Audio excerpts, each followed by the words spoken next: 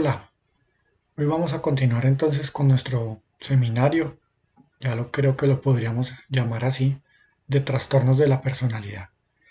Hoy vamos a hablar de los trastornos de la personalidad del grupo B. Lo que tienen en común estos trastornos de la personalidad es una vivencia muy intensa de las emociones, como si fuese constantemente una montaña rusa. Vamos a ver que su disfunción se ve mucho en las relaciones interpersonales, en la manera en la que buscan de los demás. Recordemos que esa es la mnemotecnia con la que nos aprendemos estos trastornos. Muchas veces colocan su vida en riesgo, como vamos a ver. Esas vivencias, como si se tratara de una montaña rusa en la vida, como de una gran intensidad, generadoras de sufrimiento y desadaptación, es lo que tienen en común estos trastornos del grupo B. Son cuatro, recordémoslos: el trastorno antisocial de la personalidad, el trastorno histriónico, el trastorno narcisista y el trastorno fronterizo.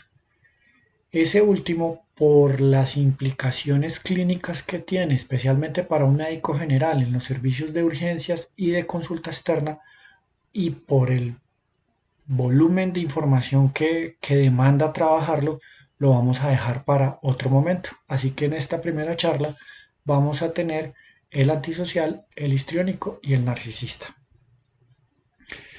Empecemos entonces con el trastorno antisocial de la personalidad. Este trastorno probablemente es el trastorno de la personalidad más frecuente que existe. Podríamos decir que para las poblaciones generales se calcula que es un 3% de la población de varones cuando se toma aleatoriamente en una población general y alrededor del 1% de las mujeres. Sin embargo, algunas estadísticas hablan de que es más alto, probablemente un 5% en varones en poblaciones generales, o sea, de lejos sería el trastorno de la personalidad más frecuente que existe. Y cuando se selecciona estas muestras, por ejemplo, en poblaciones carcelarias, identificamos que se puede encontrar hasta en un 80 a un 90% de las muestras, o sea, muchas de las personas que se encuentran recluidas en centros penitenciarios cumplirían los criterios de este trastorno. Es importante acotar que vemos que entonces no todo el mundo que está allá necesariamente va a tener un trastorno de la personalidad de este tipo. Porque como vamos a ver, y lo voy a decir en varias ocasiones, no toda persona que comete un crimen necesariamente es sociopática, pero probablemente la inmensa mayoría de las personas que lo repiten sí lo son. Es más frecuente en varones, como vimos, tiene una proporción que se estima más o menos de 3 a 1, aunque también hay series que hablan de que es un poco más alta esa relación, pero lo cierto es que es más frecuente en varones. Tiene una alta heredabilidad y ahí sí hay que destacar que tanto según el textbook de Kaplan de psiquiatría como el DSM-5 señalan que la heredabilidad es más alta cuando viene por la rama materna. Ahora, la heredabilidad de este trastorno de la personalidad, bueno, y obviamente también por la masculina, pero la severidad del trastorno parece ser mayor en los hijos de las mujeres con trastorno sociopático de la personalidad que incluso en los hijos de varones con trastorno sociopático de la personalidad, pero tiene una alta heredabilidad que probablemente tenga algunas cuestiones genéticas ahí de fondo. Pero también es importante señalar que la heredabilidad acá también puede ser vicariante. Recordemos que vicarius en latín significa el que hace las veces de. Entonces, cuando hablamos de heredabilidad vicariante o aprendizaje vicariante en salud mental, siempre nos estamos refiriendo a aquellas cuestiones que repetimos no tanto por la genética de nuestros padres, sino por lo que aprendimos y vivimos con ellos, en tratar de seguirlos a ellos, en hacer las veces de, en reemplazarlos a ellos. Entonces, la heredabilidad de los trastornos sociopáticos de la personalidad puede venir de ambas vías, tanto genética como vicariante. Es claramente más frecuente en historia de adversidad familiar y en adversidad social. Por lo tanto, es importante que cuando hablemos de este trastorno, siempre pensemos en qué debemos hacer como sociedades para mejorar, porque a veces nos aterramos de los crímenes, pero no vemos que muchas veces las situaciones que se encuentran detrás de ellos son precisamente generadas por la misma sociedad. Tiene una alta comorbilidad, como pues al ser uno de los trastornos de personalidad más frecuente, pues se ve con mayor frecuencia en otras comorbilidades, pero además tiene especial comorbilidad con trastornos por consumo de sustancias, incluyendo el alcohol y otras sustancias legales e ilegales. También tiene comorbilidad con alguna sintomatología afectiva. Entonces es uno de los que tiene una mayor comorbilidad, se puede ver con distintas entidades.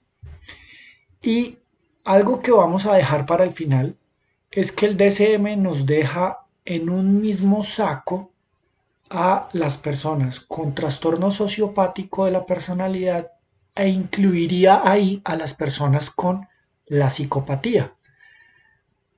Tanto sociópatas como psicópatas los dejan en el mismo saco.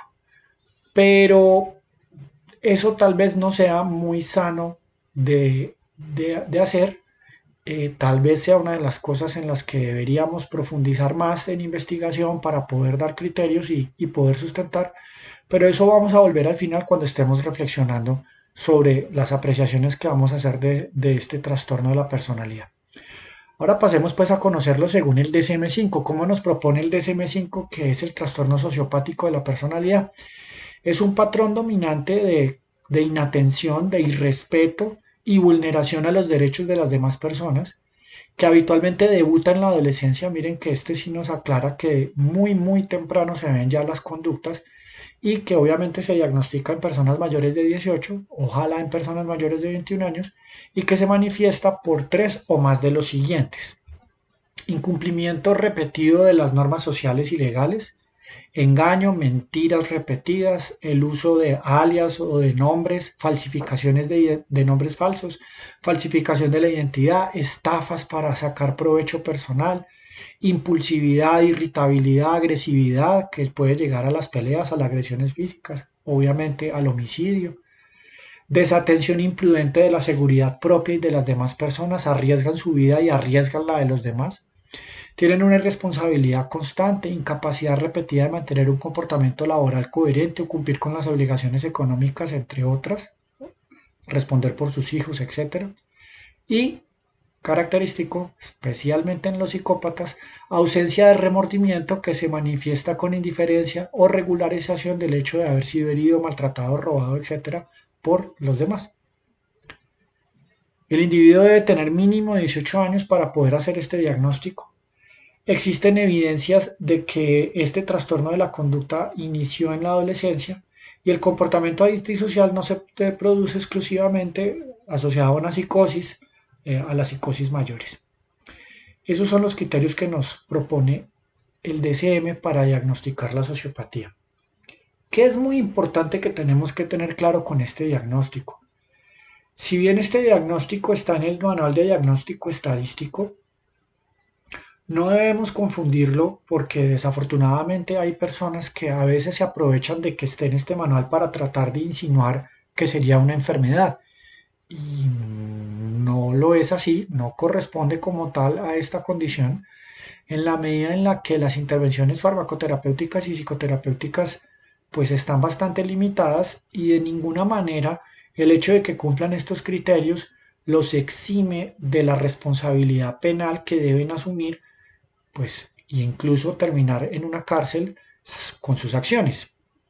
Eso tiene que ser bien claro. Entonces alguien podría preguntarse, bueno, ¿y entonces para qué está en el DSM? Está en el DSM porque es importante que sigamos investigando alrededor de esto. Es importante que se hagan políticas sociales. Es importante que se hagan políticas y ojalá escuela de padres. Las personas sacamos licencia para conducir un carro, pero no sacamos licencia para ser padres. Cualquier estado medianamente decente obligaría a que las personas antes de tomar la decisión de embarazarse tuviesen alguna forma de capacitación y de las implicaciones que eso tiene y de las responsabilidades que eso tiene. Obviamente no estoy proponiendo aquí una sociedad utópica ni cosas absurdas de irrespeto a las demás personas en sus decisiones familiares y personales, pero lo que les digo, así como uno tiene que sacar licencia para conducir un carro, los estados deberían decir, claro, uno puede tener hijos, pero capacítese, porque como vimos esto tiene muchas veces un patrón de heredabilidad muy marcado por lo vicariante y estas cuestiones nos terminan generando gran sufrimiento. Entonces, para eso es que está en el DSM, para que reconozcamos que estas cuestiones generadas por estos trastornos deben tener abordajes sociales, deben tener abordajes profundos y debe investigarse sobre la genética de estos trastornos, también mucho sobre el tema de la genética en la psicopatía, para ojalá algún día poder llegar a hacer tratamientos que inclusive inútero, lograran identificar y señalar y en lo posible modificar estas posibles conductas. Obviamente sobre esto que les estoy diciendo se ha gastado mucha tinta. Yo no hago más que compartirles una postura frente a esto y obviamente como dice ese viejo adagio, asumir posturas es necesariamente prepararse para asumir críticas. Entonces, dicho eso, es importante que empecemos a desglosar algunas de las cositas que habíamos dejado pendientes. Lo primero es de dónde sale probablemente la conducta sociopática humana. Bueno, el uso de la violencia en la humanidad pues parte del hecho en el momento en el que nos volvimos un primate comedor de carne, en principio muy probablemente más oportunista. Nosotros no pudimos nunca ser carroñeros por nuestro sistema digestivo, pero probablemente un animal recién muerto o de pronto restos que dejara algún otro cazador como un felino y aprovechábamos como primates a empezarnos a comer esa carne, luego con el dominio del fuego y luego ya con la evolución hacia las sociedades cazadoras, el hecho de que tengamos incisivos y caninos pues demuestra qué tipo de animal somos en nuestra dentadura y necesariamente para cazar pues se requiere cierto grado de agresividad, es decir, que en todos nosotros hay cierto grado de agresividad, hace parte de una de las dimensiones de nuestra vida, incluso de la persona más tranquila y más serena, que también por eso decía el viejo adagio de las aguas mansas líbrame Señor, porque de las turbulentas me libro yo, ¿cierto? A veces esas personas supremamente tranquilas uno no sabe a veces cuánto explotan y desde eso hasta hay películas, recuerdo una película muy famosa que se llamaba, aquí la tradujeron como Un día de furia, eh, el tipo al final termina en un solo día acabando con casi toda la ciudad. Pasó de ser una persona muy callada, muy reprimida, a ser casi que un psicópata. O piensen en esto, la violencia que uno no suele asociar a las mujeres, pero cualquier mujer totalmente mentalmente sana, piensen que le están agrediendo a un hijo y que le van a hacer algo malo a sus hijos y pues se hace defender hasta que tal vez hasta se hace matar por sus hijos, ¿cierto? Entonces, indudablemente la agresividad hace parte de nuestra biología y de nuestra parte instintiva. Pero afortunadamente los seres humanos no solamente somos sistema límbico, ni solamente somos noradrenalina, adrenalina y amígdala, la amígdala de acá arriba, no las de abajo. Afortunadamente también somos lóbulo frontal y con el lóbulo frontal hemos desarrollado control inhibitorio y hemos aprendido a sosegarnos, a llevar las cosas y ojalá que cada vez más aprendamos que finalmente la violencia no es la solución de absolutamente nada, que héroe no es el de las películas que uno entra y rescata a su familia dando bala, porque ese que entra y rescata a su familia dando bala, pues está generando más enemigos que tarde que temprano lo van a buscar más. Si comparamos con el cine, a la opinión de este servidor, héroe es el papá de La vida es bella, que sacó a su hijo mentalmente sano de un campo de concentración y no mató a nadie. Le costó la vida, sí, pero salió su hijo mentalmente sano. Eso sí es un héroe. Eso sí es una persona que es capaz de utilizar el frontal para hacer las cosas bien hechas. Entonces, esas son las dimensiones del ser humano y las tenemos que reconocer y por eso me atrevo a usar ahí la figura del yin y el yang, para que recordemos que, obvio, el yin y el yang va mucho más allá, esto es solamente una metáfora, pero lo que quiero decir es que así como todos tenemos luz, tenemos oscuridad y tenemos que aprender a conocernos y tenemos que aprender a controlarnos. ¿Qué le pasa a las personas con sociopatía? Que por diversas razones terminan incluso disfrutando de hacer el mal, vuelven el mal un modo de vida y terminarían cumpliendo con los criterios que señalamos antes. Pero recuerden, no toda persona que llegó a un crimen necesariamente es una persona sociopática. Ahí lo vimos con las estadísticas. Si uno toma en la cárcel, va a encontrar personas que, aunque seguramente cometieron algún delito, no cumplirían con los criterios de sociopatía. O sea, eso también es muy importante señalarlo. ¿De qué tipo de situaciones estaríamos hablando ahí? Pues una persona que el crimen que cometió lo cometió en una situación de extrema necesidad, no lo disfrutó, siente culpa, siente arrepentimiento, no lo va a repetir, no piensa que eso haya sido una forma sana de llevar la vida, no lo vuelve como lo vemos en la mayoría de las personas que cometen estos crímenes repetidamente y llegan y están en la cárcel y desde la cárcel siguen delinquiendo, llaman a extorsionar a las demás personas, etcétera. Cuando salen vuelven y les dan casa por cárcel y los vemos en las noticias todos los días que pues salen y siguen cometiendo delitos. Ahí estaríamos hablando de la sociopatía. La sociopatía entonces es una escala que iría tratando de graficarla desde la persona que llamamos acá en Colombia el cosquillero, que ¿qué es eso? La persona que con técnicas de tocar, de distraer, muchas veces en las multitudes, acá en la ciudad donde nosotros vivimos en Manizales lo vemos mucho durante las ferias, y entonces se acercan y le sacan el celular, le sacan la billetera, y uno llega a la casa y ahí es que se da cuenta. O sea, ese es un atraco sin estrés postraumático porque usted no lo amenazaron, no le pusieron un arma en el cuello, nada. Digamos que ahí estaría una forma de la sociopatía, aprenden a repetidamente hacer esto. Estaría luego el que asalta a mano armada, estaría el sicario, estaría el narcotraficante y estaría el político corrupto. Y hay que decirlo así, yo sé que suena a chiste y siempre que estoy dando esta clase, cuando llego a este punto, muchas veces los estudiantes sueltan la risa, pero eso demuestra nuestra cultura. Yo no sé si ustedes saben que hay países de alto estándar vital que ya resolvieron muchas cosas y que tienen las cosas claras, en donde recibe una pena mucho más severa una persona que se roba un peso del erario público que una persona que incluso que cometa un homicidio, porque allá tienen clara esa escala. Cuando una persona comete un homicidio, pues probablemente está matando a uno, o bueno, si los vemos en una masacre de esas terribles que vemos precisamente ahí sí en países desarrollados, puede que mate a 20, a 30 personas. Pero es que piensen a cuántas personas mata un político que se roba un hospital. O piensen el mal que hace una persona que se roba un plan de alimentación escolar. De verdad impactan, son crímenes que impactan a muchas más personas.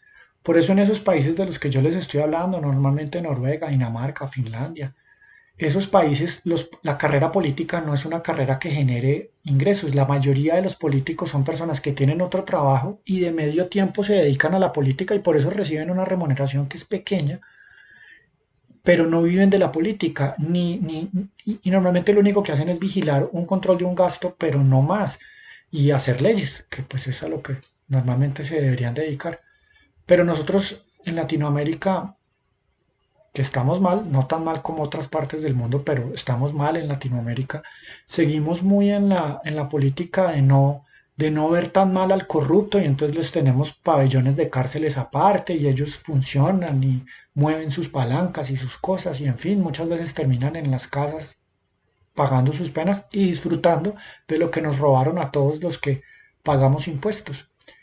Entonces es una cosa que nos sirve para reflexionar esa escala, ese nivel de maldad, en donde de verdad el cosquillero, el que roba a mano armada, el que ya mata gente, el narcotraficante, porque es espantoso, tanto el del macro como el del microtráfico, una persona que es capaz de pararse alrededor de una escuela, de una universidad, a regalar dosis sabiendo que va a ser adictos a los jóvenes o a los niños, que es donde va a ganar sus clientes, pues tiene un nivel de maldad muy terrible para ser capaz de hacer y estará la persona que es corrupta.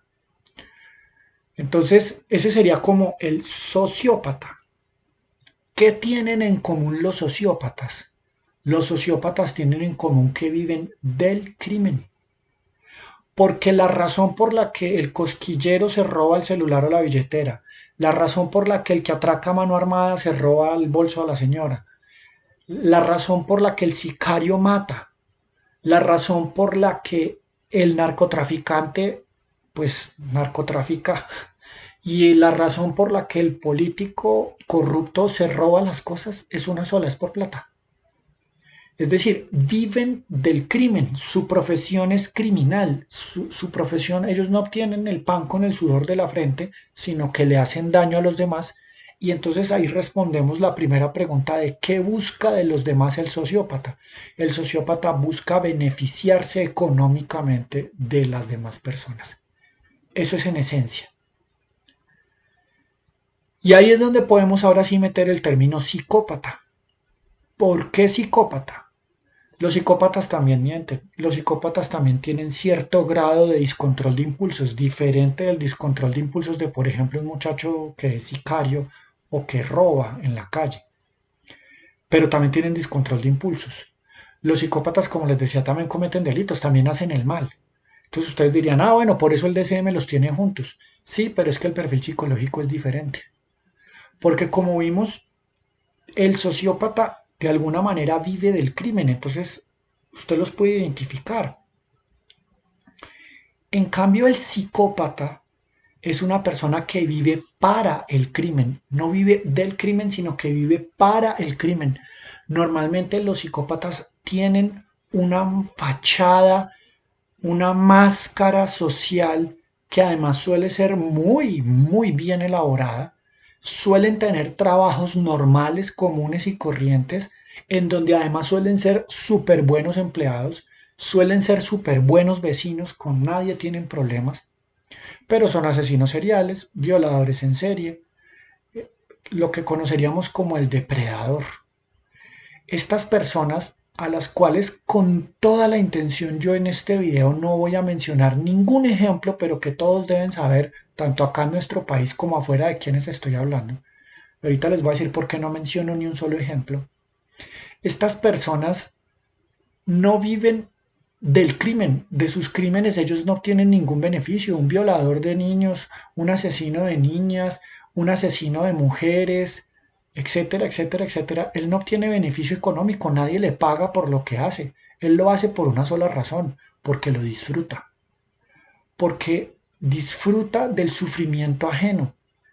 Ellos tienen un fallo empático casi que absoluto. Mientras que el fallo empático del sociópata es que el sociópata sabe que está haciendo mal, pero finalmente él dice, pues sí, yo sé que estoy haciendo mal, pero soy capaz de hacerlo, y se imagina el sufrimiento de los otros.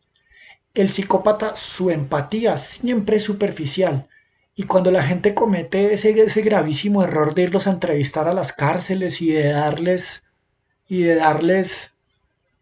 voy a decir pantalla, quiero decir espacio en los medios, usted los ve que ellos incluso simulan tener culpa y convencen al que quieran, porque son además tienen unos rasgos histriónicos muy marcados en donde son capaces de convencer a cualquier persona de lo que ellos quieran y simulan la culpa porque cognitivamente la entienden, pero ellos no la sienten, en realidad disfrutan y por eso es lo suficientemente malvado para estrangular a un niño, a un bebé, a una persona vulnerable porque no es capaz de sentir el sufrimiento. Si uno empieza a estrangular a otra persona, incluso por mucha rabia que uno le tenga, cuando lo vea que se está ahogando, lo más seguro es que las neuronas en espejo que a uno sí le funcionan lo van a hacer soltarlo. A estas personas no, estas personas van a disfrutar viendo cómo se le apaga la vida. Y ahí es donde tenemos que entender que hace parte de la dualidad también, que así como existimos personas esencialmente buenas, no perfectas, sino personas esencialmente buenas que nos despertamos por la mañana con toda la intención de ganarnos el pan con el sudor de nuestra frente, de no hacerle daño a nadie, no queriendo decir que con eso no lo hagamos, porque, insisto, no es la perfección. Pero así como existe ese grupo de personas esencialmente buenas, también existen las personas esencialmente malas. Y de esas es de las que estamos hablando acá. Los psicópatas entonces, como vemos, tienen un perfil psicológico supremamente diferente. Ellos se ocultan. Usted normalmente al político corrupto es que no es sino verlo hablar en las noticias para usted saber quiénes son, por muy educados que sean. Usted no es sino ver una persona narcotraficante para usted saber que lo es.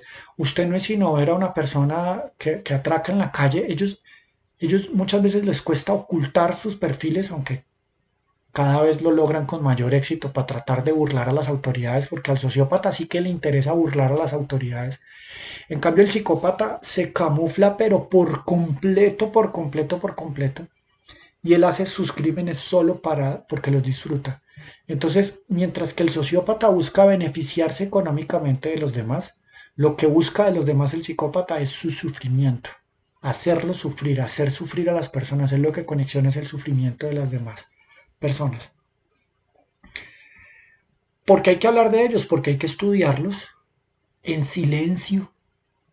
Yo creo que uno de los graves errores que hemos cometido a lo largo de la historia de la humanidad, desde tiempos muy antiguos, porque con un personaje que existió en Inglaterra, del cual hablamos mucho de lo que hizo, pero poco hablamos de sus víctimas, que todas fueron mujeres. Insisto en que no voy a decir nombres. Bueno, de ese nunca supimos el nombre, supimos el apodo. Desde esa época, la prensa inmediatamente cubría las noticias y sacaba los informes, y entonces ¿y en qué iba la policía? Y hay series de televisión dedicadas exclusivamente a estos personajes. Vemos a en Netflix, a cada nada sacan un nuevo de los famosos de los años 60 y tratan a veces de sacar de otros, y resulta que ahí les estamos dando gusto porque estamos satisfaciendo esa necesidad de los psicópatas. Y todo perfilador de las fuerzas del orden que alguna vez ha trabajado con estos individuos sabe algo, y se los digo porque me ha tocado atenderlos. Y es que cuando ellos se tratan de ocultar hasta cuando más pueden, pero una vez los atrapan, inmediatamente empiezan a contar con lujo de detalles todo lo que están haciendo para dos cosas fundamentales. La primera, por ver el malestar que causan en los demás.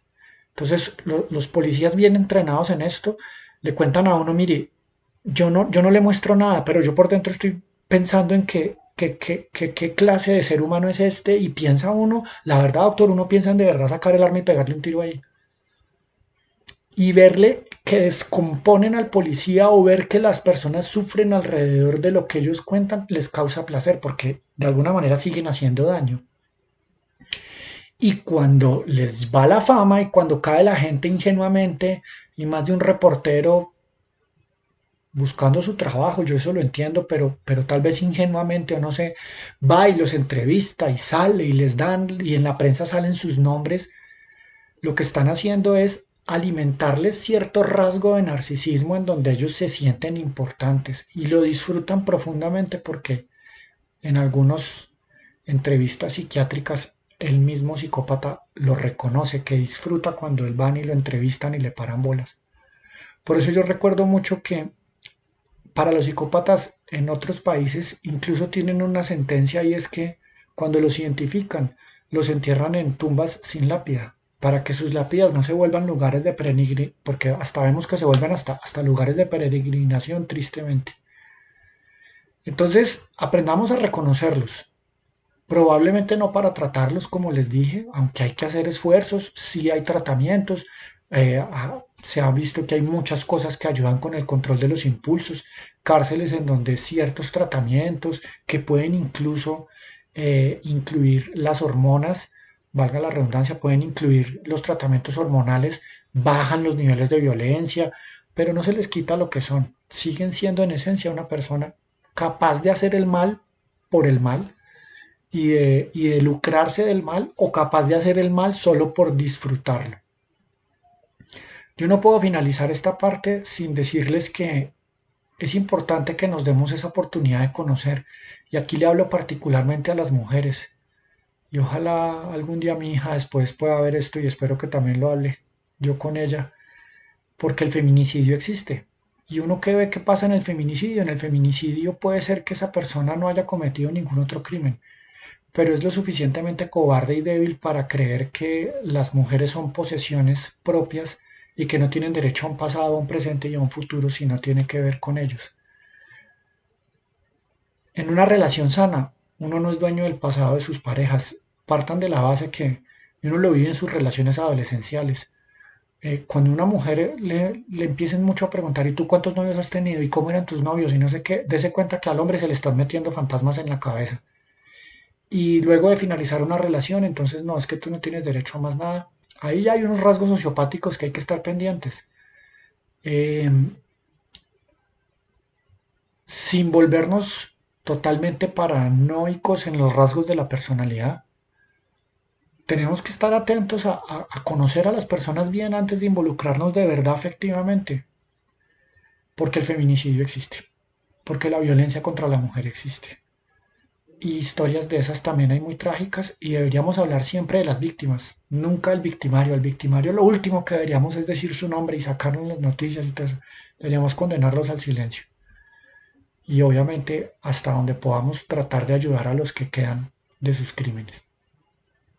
Entonces, para eso sirve esto, para que conozcamos los rasgos y para que empecemos a preguntarnos, venga, esta persona controla los impulsos, esta persona es de los que coge esa rabia y es como a destruir las cosas, o cómo es esta persona. Y siempre miremos con quién nos estamos metiendo, en serio. Recuerden que es el trastorno de la personalidad probablemente el más frecuente que existe. Lo siguiente que tenemos que hacer es también hacer una disquisición sobre el tema de la violencia. ¿Por qué? Porque evidentemente en las Fuerzas Armadas, evidentemente en los entes en donde hay este tipo de situaciones, pues hay muchas personas que se meten allá para hacer el mal, pero no todo el mundo. Y en este país que lleva 50 años en conflicto uno ve de todo y ve gente que por la adversidad social, por lo que sea, lo vio como una opción de vida, pero son gente con un código y son muchos. Y son gente que de verdad sí cree y entonces ellos dicen Dios y patria y ellos son honor y ellos son los que sí están para servir a los demás y son capaces de usar un arma para tratar de defender a las personas que en teoría no somos capaces de usarlas. Entonces, mientras que de alguna manera existan estas personas muy capaces de hacer el mal, y del otro lado estemos todos aquellos que somos como medio sus víctimas, pues hay gente que es capaz de pararse en la mitad y de tomar un arma para defendernos a los que no.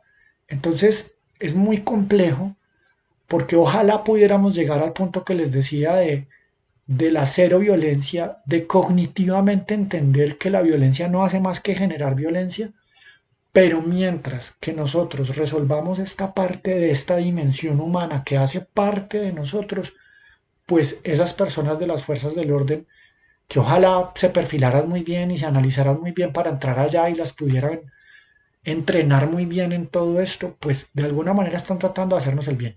Insisto, teniendo en cuenta que allá adentro también, como dicen ellos mismos, hay manzanas podridas, pero no todo el mundo y a veces tendemos a hacer generalizaciones y las generalizaciones normalmente nos llevan a errores porque eh, la verdad se esconde en donde a veces no la estamos queriendo ver.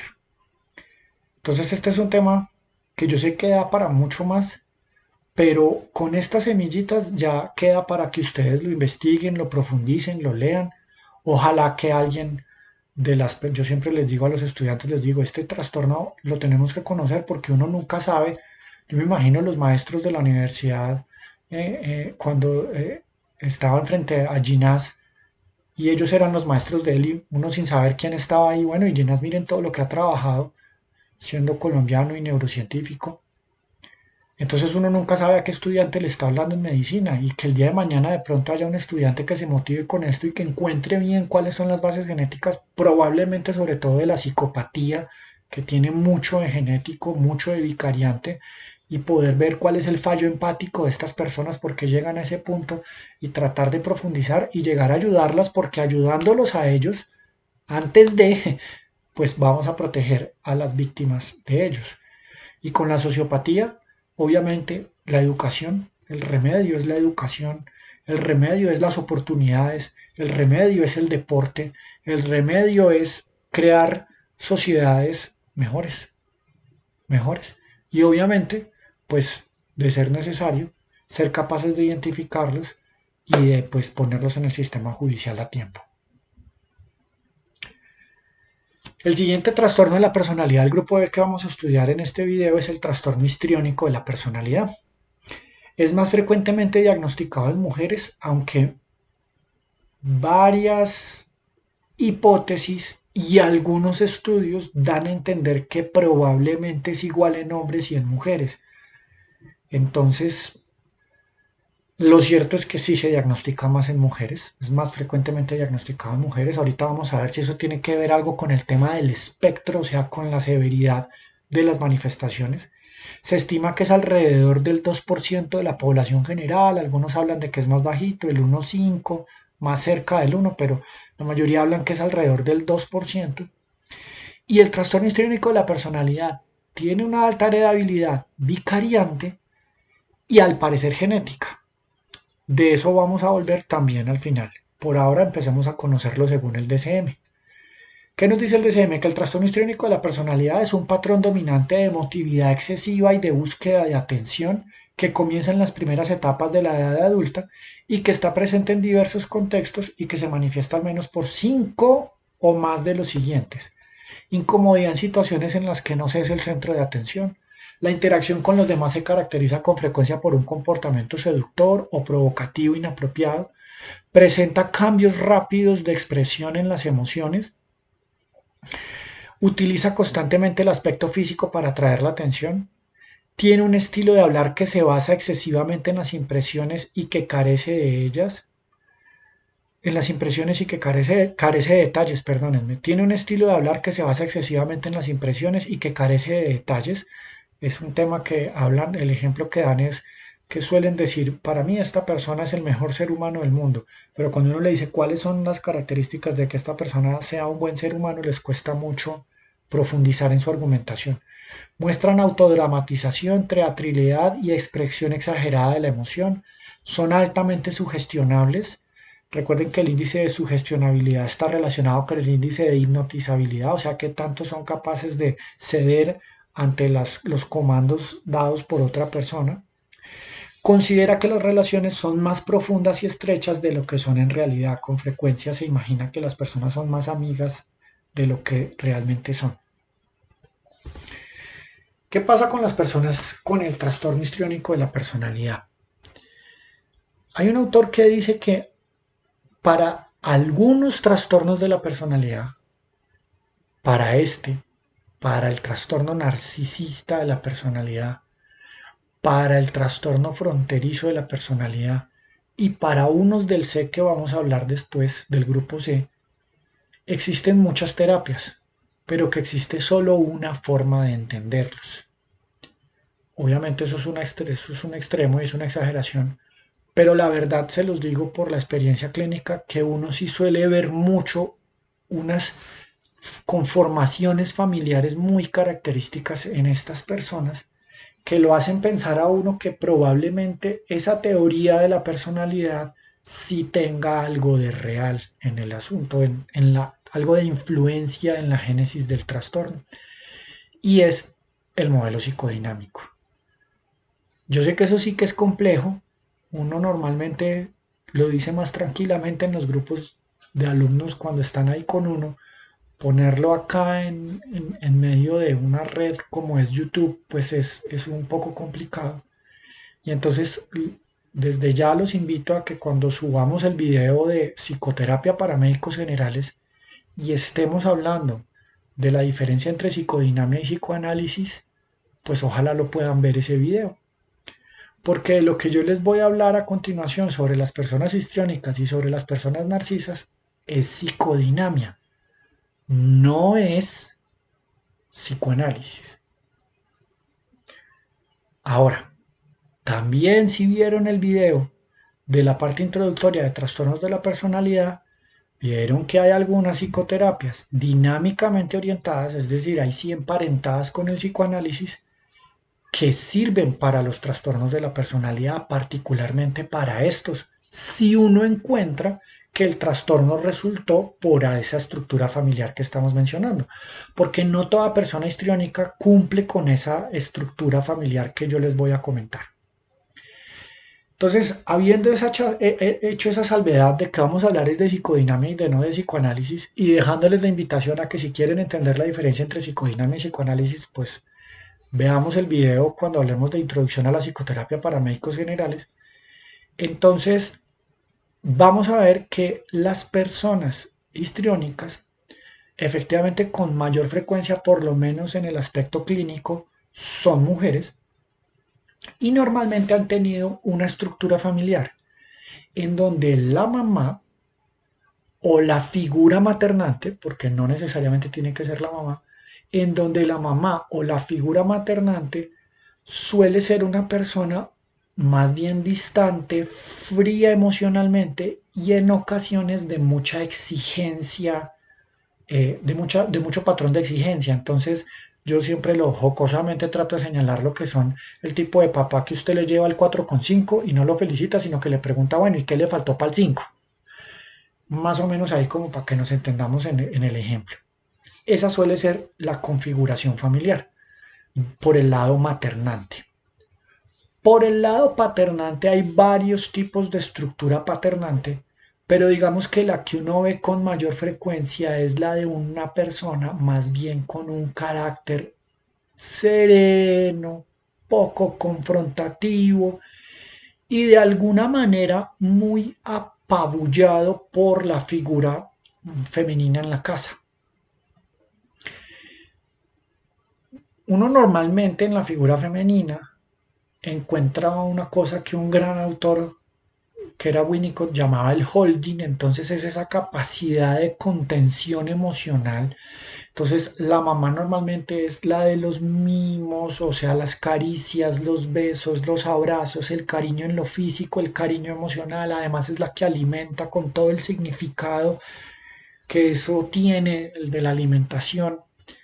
Entonces, cuando una persona tiene una figura maternante que es así fría y más bien de alta exigencia, pues obvio, lo que va a hacer es migrar a buscar esos apegos, esos cariños en la otra figura, que en este caso sería la paternante, y uno ve que en la personalidad histriónica la figura paternante suele ser dada a los mimos, a los besos, a los abrazos, que recuerden que nosotros venimos viendo, yo abrazo, yo cargo, yo adoro a mi hija, le doy besos y pero eso hasta hace no mucho, la figura paternante era muy distante y muy fría y muy seca con sus hijos, es decir, el cariño se solía manifestar en otras cosas. Recuerdo mucho esa excelente stand-up comedy de la pelota de letras de mi papá para decirme que me quería, ahí le dejé café, ¿cierto? Y esa era la forma, uy, mi papá me quiere porque me dejó café.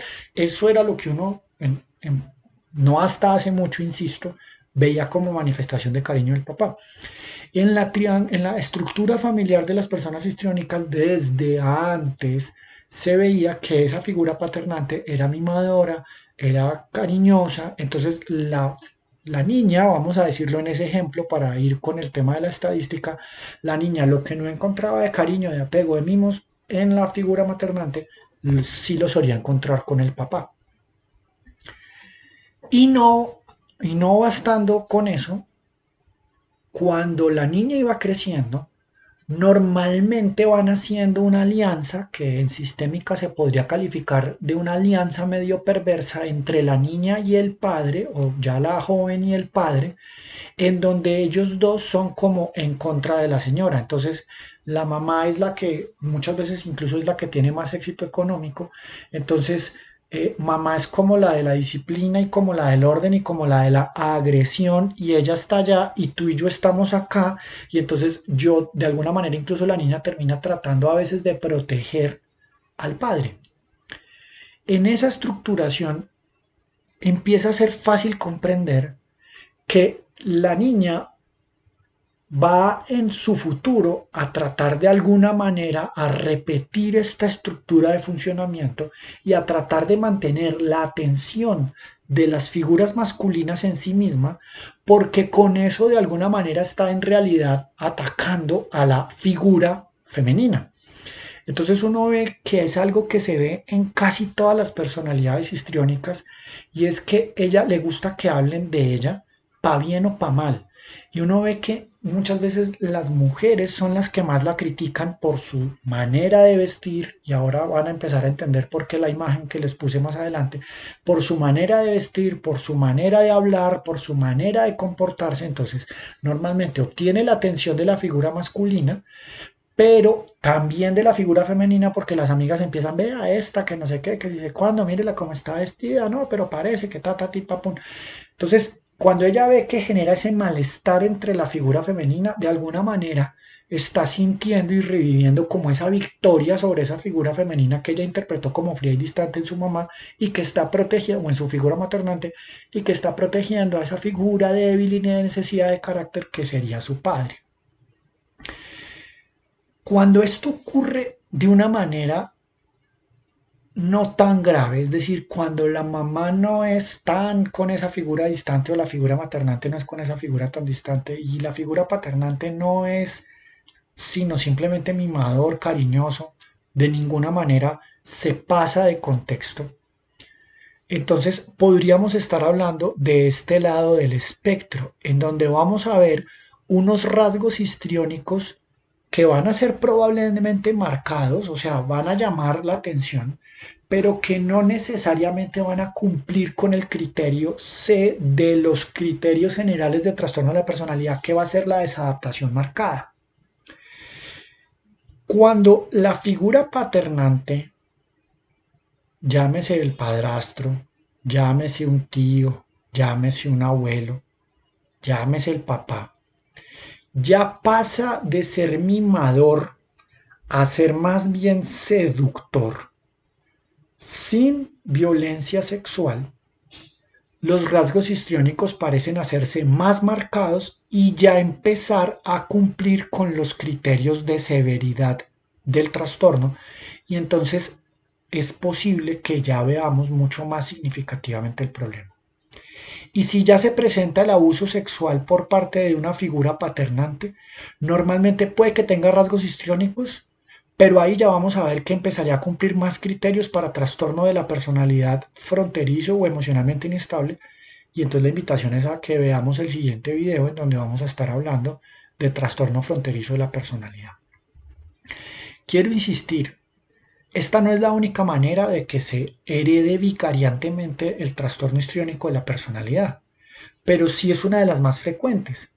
Y entonces, o por lo menos que más vemos en la clínica. Y entonces ahí entendemos esa película que se llamó ¿Quién engañó a Roger Rabbit?, ¿cierto? Y en donde estaba Jessica Rabbit, que es esta que está aquí, ese personaje que está aquí, que era la esposa del conejo. Entonces miren, el conejo era bastante pusilánime, o sea, típico personaje débil de carácter y muy querendón y etcétera, etcétera, etcétera. O sea, básicamente repitió la aparición de la figura paternante y ella que con su sinuosidad y su ropa y su manera de hablar mantiene la atención de los varones, en la parte baja del espectro pueden tener relaciones estables. O sea, de verdad se consiguen una figura que es así muy débil, muy pusilánime, muy tierno, muy mimador, que además normalmente se aguanta que ella coquetea con todo el mundo, entre comillas, y ella de verdad está coqueteando, pero apenas otra persona ya le dice, como le empieza a hacer una propuesta seria, ella puede ahí parar y decir no, porque no necesita utilizar la sexualidad como moneda de cambio, que en cambio sí lo veríamos en los rasgos ya, ya no en los rasgos, sino en el trastorno histriónico de la personalidad como tal, y en el trastorno fronterizo de la personalidad, que lo vamos a ver ahí como un continuum. Y en cambio, la que es de bajo grado, la persona con esa funcionalidad de rasgos histriónicos de bajo grado, puede ser que tenga una relación de pareja relativamente estable, con los ires y los venires que va a generar con un cerebro masculino el hecho de verla coqueteando con todo lado, pero él va probablemente a tolerarlo, y ella de verdad es posible que le sea totalmente fiel, que no tenga ninguna otra relación como lo veíamos ahí en la película de Roger Rabbit. El tema entonces de la sinuosidad, del tipo de ropa, del modo de hablar, de la excesividad en la expresión afectiva, es porque es una manera muy fácil de captar la atención por una vaina muy evolutiva que tiene que ver con el proceso de atracción y los ritos de cortejo que tenemos los seres humanos. Entonces ahí creo que nos vamos haciendo una idea de qué es lo que pasa. Ya obviamente, como les decía, en la medida en la que esto tenga mm, otras dimensiones en cuanto a la relación con la figura paternante y con la relación con la figura maternante, o sencillamente el riesgo genético, nada vicariante, vuelvo, insisto, o sea, esa explicación psicodinámica no es la única, no es la única, hay otras explicaciones para este trastorno, pero como les digo, sí lo vemos con mayor frecuencia en la clínica, sí. Entonces ahí ya nos hicimos una mejor idea de los rasgos histriónicos y del trastorno histriónico de la personalidad. Bueno, y la superficialidad en las relaciones es precisamente por eso, porque quieren tener mucha atención, pero en el momento de ir a profundizar en las relaciones muestran cierto grado de inestabilidad, precisamente por esta estructura de lo que han venido introyectando, almacenando de esa imagen paternante y de esa imagen maternante. Voy a aprovechar acá para explicar algo que probablemente tenga que insistir sobre ello otra vez y tal vez debía haberlo dicho antes de haber explicado este espectro. Pero aprovecho y lo digo ya para este caso, para el histriónico, para el narciso que es el que sigue, para el rasgo de los rasgos fronterizos de la personalidad y para unos que vamos a hablar en el clúster C. Y es que ahí sí a uno le gusten o no le gusten, esté de acuerdo o no esté de acuerdo, muchas veces es más de gusto que otra cosa.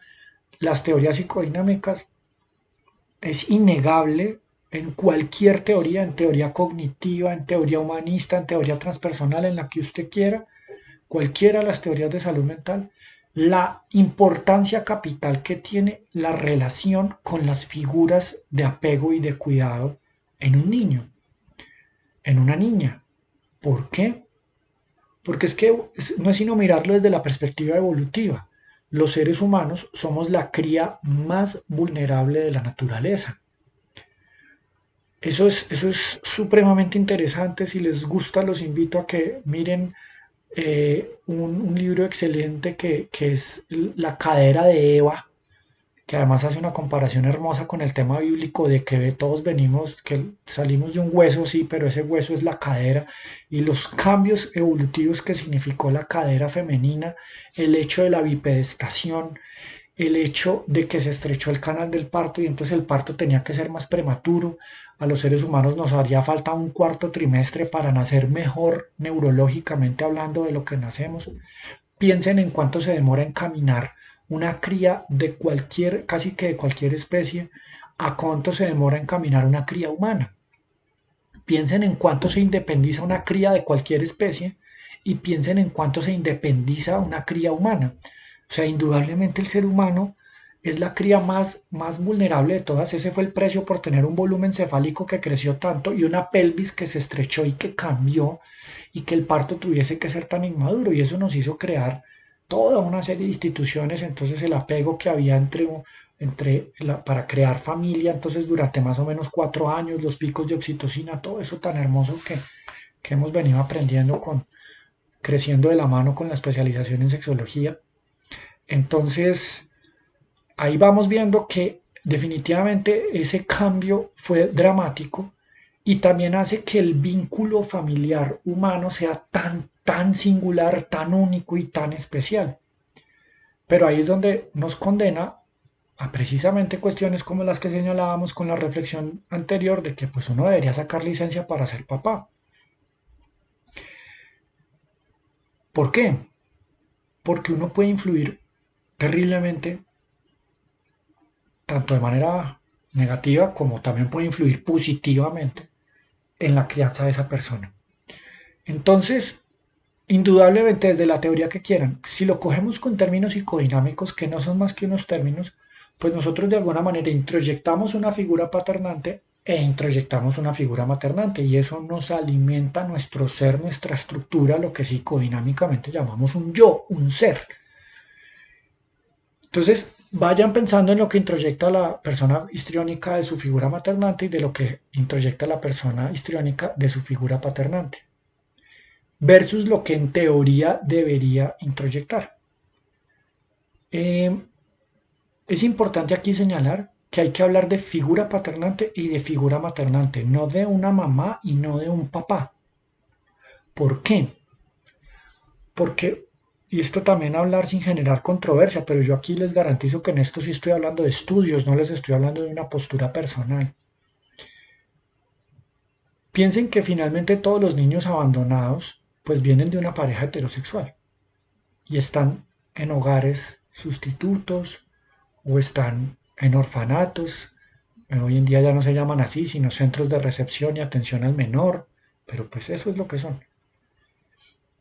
Vienen de una pareja heterosexual y uno oye a gente bastante voy a permitirme decir atrasada en sus conceptos porque pues no han leído que hay varios países del mundo, de nuevo, curiosamente por allá los mismos, en donde ya han tenido adopción homosexual, tanto de parejas gay mujer como parejas gay hombre, entonces mujer mujer, hombre hombre. Y desde que ese hombre hombre y esa mujer mujer estén mentalmente sanos, esos niños crecen muchísimo mejor que bajo una figura de un orfanato. Porque es que finalmente tienen ahora quien los ame como unos padres. Claro, van a tener todo el tema de la adopción y para eso ya hay toda una serie de trabajo psicológico alrededor de cuándo se les dice, cómo se les dice, etcétera. Y esos niños que han estado con esas parejas homosexuales, uno encuentra que finalmente dentro de cada pareja, cada uno juega un rol o ambos juegan los dos roles de figura paternante y de figura maternante. Por eso debemos hablar así, de figura paternante y de figura maternante. No es un padre o una madre. Y si no, entonces también piensen todos los que vinimos de un hogar monoparental. Yo vengo de un hogar monoparental. A mí me crió mi mamá y fue tanto maternante, cuando me daba mimos, me daba besos, me daba abrazos, lo hizo. Y cuando me tuvo que dar mi nalgada, me la dio. Y cuando me tuvo que poner disciplina, me la dio. Es decir, fue también paternante, una única persona, una única mujer. Y sé que muchas de las personas que me van a estar viendo van a saber de esto. Y yo tuve grandes amistades, tuve grandes personas que fueron criadas solo por su papá. Ese no es tan frecuente, ese no es tan frecuente, pero las hay. Y el papá fue maternante y el papá fue paternante. Cada ser humano es capaz de dar desde desde su integralidad como persona. Lo importante es que dé ese amor. Lo importante es que eduque, no perfectamente porque esa vaina no existe, pero por lo menos con cariño, con bien intención, y tratando de saber algunas cositas mínimas de esto y cómo cambiarían las cosas. Entonces, eso quería hacerlo. Insisto, no aplica solo para la histriónica, pero también para los demás, entonces para irlo diciendo desde una vez. Ahora, ¿qué pasa con la personalidad narcisista para terminar este pedacito? Recuerden que queda pendiente uno del grupo B. Es más frecuente en los varones, es de una prevalencia del 0,5 al 2, o sea, miren que estos en general son como muy en proporción entre el histriónico y el narcisista, se parecen mucho en la, en la epidemiología, salvo el hecho de que el histriónico es más frecuente en mujeres y el narcisista es más frecuente en varones. Y también tiene una estructuración familiar que les voy a mencionar al final. Entonces ahí está Narciso en su mito. Acuérdense que hay dos versiones. La versión en donde se queda mirándose y se va, y la otra en donde se queda contemplándose y se vuelve la flor del narciso, ¿no? Las dos versiones del mito. ¿Qué le pasa a la persona narcisista según el DSM-5? Tiene un patrón dominante de autopercepción de grandeza, tanto en la manera en la que piensa como en la manera en la que actúa. Tiene una necesidad de admiración, falta de empatía, que comienza en las primeras etapas de la vida adulta y que se presenta en diversos contextos y se manifiesta por cinco. Insisto, miren que estos demandan mucho más número de los ejemplos de los siguientes. Tiene sentimientos de grandeza o prepotencia, con frecuencia presenta fantasías de éxito, poder, brillantez, belleza o atracción que son ilimitadas. Cree que es especial, único y que solo lo pueden comprender o solo puede relacionarse con otras personas o instituciones que sean especiales o de alto estatus, que sean dignas de esta persona. Tiene una necesidad excesiva de admiración, ahí no lo puntualizan mucho. Muestra un sentimiento de privilegio o espera que le tenga privilegios a donde vaya. Explota las relaciones interpersonales, es decir, de alguna manera hay un funcionamiento medio sociopático en el sentido en donde espera que las demás personas le adulen, le alaben y espera incluso aprovecharse de ellos. Carece de cierto grado de empatía, pero no al grado del sociópata o del psicópata, ¿cierto? De llegar pues porque si ya es capaz de hacer el mal como tal de fallo empático absoluto, pues todo sociópata y todo psicópata en el fondo es tremendamente narciso, pero uno los va a diagnosticar más es por eso. A lo que se refiere con esa falta de empatía es, pues sabe que los demás puede que sufran con sus comentarios, particularmente sus parejas, y en ese sentido tiene ese aprovechamiento emocional de las demás personas. No lo piensen pues de llegar a los ejemplos que veíamos de ser capaz de estrangular sobre todo a una persona débil. Eso si ya está ahí, eso ya es psicópata o sociópata. Con frecuencia en realidad lo que hace es que envidia a los demás y siente que los demás le envidian y muestra comportamiento o actitud arrogante y de superioridad. Entonces en el gremio médico yo sé que nosotros sí que conocemos de esto y, y antes de que nos genere risa y todo lo que nos tiene que generar para que podamos aprender, una de las maneras de aprender es generar emoción, ¿cierto? Cuando uno genera emoción aprende y eso está bien.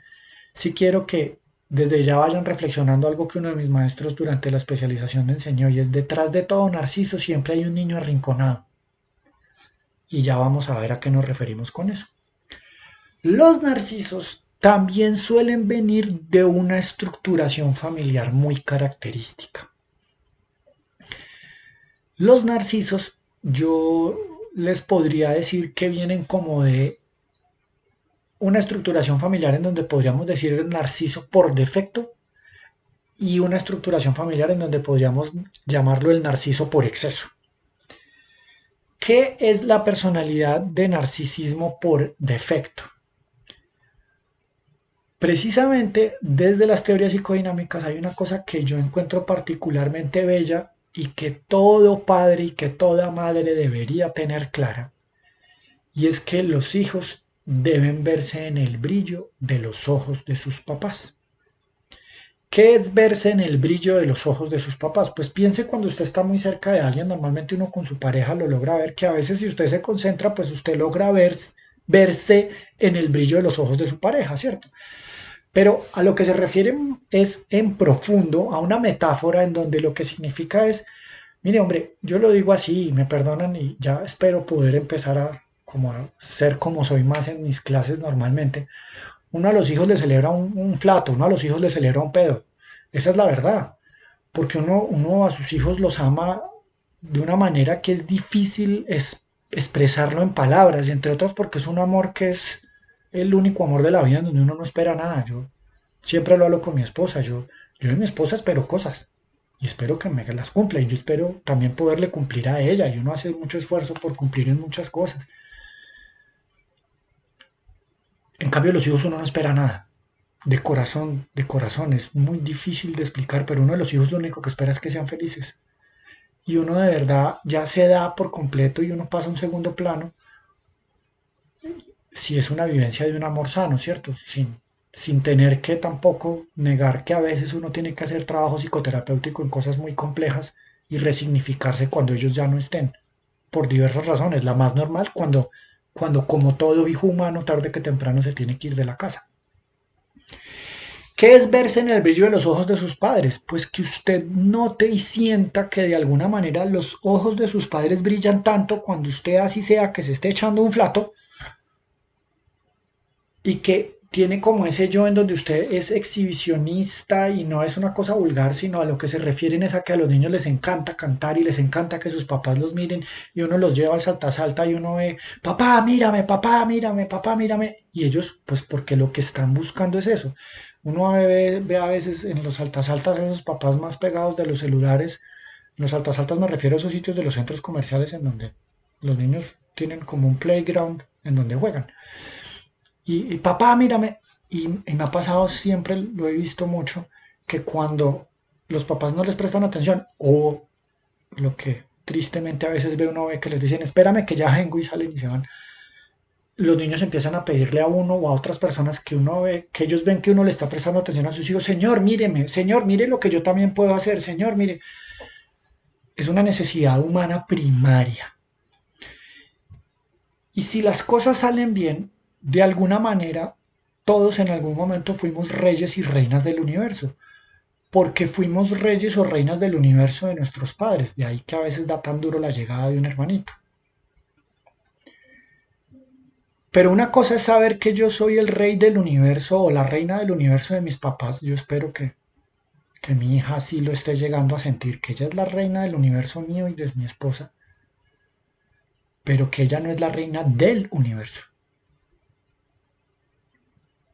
No es la reina del universo, es la reina de este universo. Cuando yo logré ver sanamente eso, cuando yo me logré ver en el brillo de los ojos de mis padres, creo un grado de narcisismo lo suficientemente intenso para aguantar las adversidades de la vida, para aguantar la crítica, para aguantar el sufrimiento y para poder encontrar ese consuelo en mí mismo. Si me lo fortalecieron bien y no es que yo dependa de ese alimento narcisístico de mis padres, sino que lo logro encontrar en mí mismo gracias a ese alimento que ellos me dieron cuando me aplaudieron, cuando me amaron, y de alguna manera también cuando me pusieron las normas y me pusieron en mi sitio. Ahorita vamos a ver el narciso por exceso. Entonces esa es la parte normal de la historia. Ahora, ¿cuál es la parte anormal de la historia? O, bueno, anormal. Ya me imagino que me van a dar palo por eso, pero lo que quiero decir es la generadora pues de sufrimiento y desadaptación.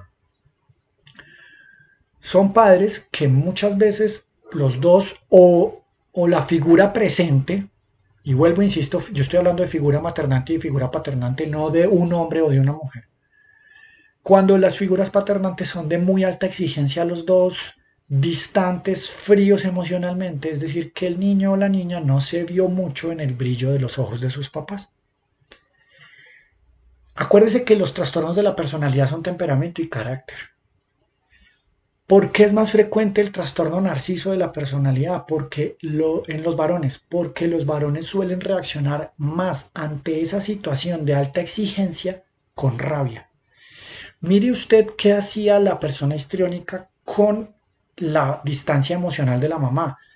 Es algo como de desesperanza y como de angustia y va y busca eso en la figura paternante, aunque todo niño o niña lo va a hacer.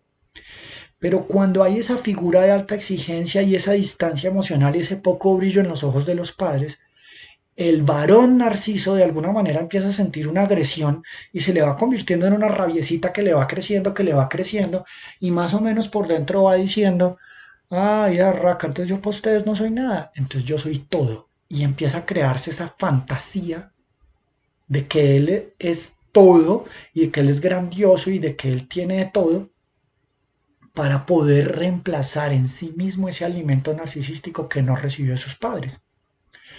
Pero la prueba de que no crece lo suficientemente sano es cuando aparece el trastorno, que vuelvo y les insisto hasta el cansancio. Solo aparecerá si cumple el criterio C de los criterios generales para diagnosticar un trastorno de la personalidad. ¿Cuándo se vuelve desadaptativo esto? Claro, en la medida en la que yo finalmente me construí ese muro, que psicodinámicamente hablando, los que sepan ya saben de qué es, no lo voy a decir para no generar aquí controversia, se van construyendo ese muro narcisista alrededor de ellos, en realidad no es más que una estructura totalmente débil, porque por dentro, ahora espero entiendan, son un niño arrinconado que no se brilló en el brillo de los ojos de sus padres. Entonces, cuando uno ve esos residentes, incluso profesores, que no caminan sino que levitan y que andan con esa sensación de grandiosidad en la carrera de medicina o en todo lado, en lugar de esa rabia que muchas veces nos mueven, lo que deberíamos es preguntarnos por qué se comportan así. ¿De dónde sacan que lo importante es pasar por encima de los demás, no caminar, sino levitar, cuando en realidad lo que estamos mostrando es esa debilidad profunda? Porque cuando mi alimento narcisístico yo lo encuentro en donde lo tengo que encontrar, yo no necesito pedírselo a los demás a punta de maltrato, a punta de agresiones, a punta de exigencias de adulación, como lo vemos en el narciso, en los criterios que veíamos del DSM. Como van viendo, el objetivo de estas charlas no es finalmente que solo memoricen los criterios del DCM, aunque hace parte de eso, sino que sean capaces de entenderlos. Bueno, ese es más o menos el narciso por defecto. Pero resulta que también hay un narciso por exceso, que a la larga termina siendo el mismo, pero tienen una pequeña diferencia. El narciso por defecto, como vimos, no recibe el alimento narcisístico de manera adecuada. El narciso por exceso lo recibe de manera inadecuada. El narciso por exceso muchas veces es criado por figuras paternantes que no estaban ya para ser figuras paternantes. Es criado, por ejemplo, por los abuelos. O en algunos casos, porque este narciso por exceso también se ve en clases sociales muy altas, el narciso por exceso es criado por las abuelas y por los abuelos, pero también por el señor chofer del carro, por los escoltas, por las 3 o 4 nanas, por, por todo el mundo, menos por los papás. Entonces, ¿qué pasa? Este es el niño que sus papás normalmente tienen mucho éxito académico, laboral, son dueños de empresas, etcétera, son los papás muy de la postura que no critico, pero tenemos que ser conscientes de muchas veces la consecuencia. ¿Dónde están tus papás? No, están en Cancún. Y no, no me llevaron porque eran ellos solos o era una cosa de la empresa. ¿Y dónde están? Y mucha parte del año están solos o no están presentes. A los médicos ahí nos cae una reflexión profunda porque tenemos horarios de trabajo muy tenaces y a veces tenemos que aprender a balancear eso. Entonces, pues no se ven en el brillo de los ojos de nosotros, se ven en el brillo de los ojos de otros. Y son criados bajo un esquema poco normativo. Entonces, ¿a qué voy? Si se acuerdan, la meta del alimento narcisístico sano es que el niño en algún momento, la niña crea, sienta que es la reina del universo de sus papás, pero que no es ni el rey ni la reina del universo en general. Entonces uno ve mucho ese típico niño que es criado por los abuelos en donde la norma es absolutamente ambivalente. Entonces es, no hagas eso que está mal, pero nunca hay un señalamiento serio ni firme. Entonces vuelvo al ejemplo de los altas altas porque vuelvo a la vida cotidiana, ahí es donde se ven las cosas. Entonces ve uno el niño que entra y está agrediendo a los otros niños y les da puños y todo, y la abuelita es, mi hijito, pero no haga eso, si no me lo voy a llevar, pero no se lo lleva. Está mal, o los papás que están despegados del celular, yo digo papá, típico papá reggaetonero, me perdonan el término, pero espero me entiendan a qué me refiero, es una metáfora. Entonces, está ahí, es más pegado de sus cosas, de una superficialidad de muchas vainas y no está pendiente, entonces el niño nunca tuvo un patrón conductual. O peor aún, está con la nana y entonces la nana es una señora que pues obviamente tiene mucho miedo de que le pase al niño porque el niño es un estrato 25 que donde medio le pase un rasguño a la señora le va a ir terrible. Entonces Juanito, no haga eso, mijito, no le pegue a los demás niños, pero pues él se salta el turno, nunca respeta el orden en el que va. Entonces a ese niño de alguna manera lo están dejando crecer con la sensación de que él sí es más que los demás niños. Pero él en el fondo, acuérdense que se les decía en el ejemplo, entonces cuando no se ven sus papás, él envidia lo que tienen los otros niños, que puede ser que si les pongan la norma y que uno les dice, oye, Alicia, me haces el favor y respetas el turno. Espera que pase el otro niño.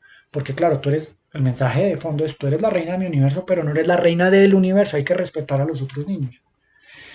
Ese niño por exceso finalmente es un niño arrinconado, porque cuando los papás vienen de entonces de sus viajes, entonces, o con su situación económica favorable, entonces tiene todo, tiene el Xbox, tiene el PlayStation, tiene 20 escoltas, él no ha terminado de salir el último iPhone cuando él ya lo tiene, entonces él tiene toda una serie de superioridad a que se puede ver en cualquier estrato social, porque en el colegio más humilde hay un niño que llega con zapatos y habiendo desayunado, pues ese es el rico del colegio, así él no tenga más nada versus los niños que llegan sin zapatos y caminando no sé cuántas horas para poder comer, para que llegue un sociópata y se les robe el plan de alimentación escolar, ¿no? Ahí me perdonan el acting, pero aprovecho y lo hago. Entonces, ese niño de los zapatos o el niño del iPhone en el otro colegio ve que es una manera de captar la atención, que espera la adulación alrededor de eso y empieza a generarse ese patrón repetitivo en donde el alimento narcisístico tiene que venir de los demás porque yo no me vi en el brillo de los ojos de mis padres y en el fondo siempre me sentiré pequeño. Por eso el narciso por exceso finalmente, así lo tenga todo materialmente, no tuvo lo más importante y no tuvo quien le amara desde la norma y no tuvo quien le amara desde lo más importante, el cariño, no las cosas materiales. Entonces, ese también es un niño arrinconado. Ese también es un niño arrinconado. Detrás de todo narciso siempre hay un niño arrinconado. Insisto, las teorías psicodinámicas no son las únicas. Vuelvo a la frase. Existen muchas formas de tratar los trastornos de personalidad, pero tal vez solo una de entenderlos bien. Entonces, eso aplica para estos. Es lo que vemos en la clínica, es lo que vemos en el día a día. Y por eso es importante que cuando se detectan estos rasgos y si están generando de verdadera disfunción y uno cree que cumplen los criterios, es importante que estas personas en la medida de lo posible accedan a una psicoterapia bien hecha, profunda, por personal entrenado, de verdad en hacerlas porque es de las cuestiones más difíciles de tratar, porque de nuevo muchas veces el grado de introspección es relativamente bajo. Entonces, para que terminemos, perdón, antes de que terminemos, dejo la frase, pero antes de que terminemos. Entonces, ¿qué busca de los demás el sociópata? Beneficiarse económicamente. ¿Qué busca de los demás el psicópata? Beneficiarse y disfrutar del sufrimiento de los demás. Ese es el psicópata. ¿Qué busca de los demás la persona histriónica? Su atención. Su atención. ¿Y qué busca de los demás la persona narcisa? Su adulación. Que le alaben. No es lo mismo. Se parecen, pero no es lo mismo el histrionismo y el narcisismo. Entonces, la invitación es a que lo profundicen, a que lo trabajen, a que lo vayan al DSM y que ahora lean y que empiecen a tratar de ir más allá de lo que está en cada criterio y a entender por qué está ahí. Esta frase, que es un proverbio, un anónimo muy viejo, pero que lo vemos en muchos, incluso lo parafrasean en varias películas.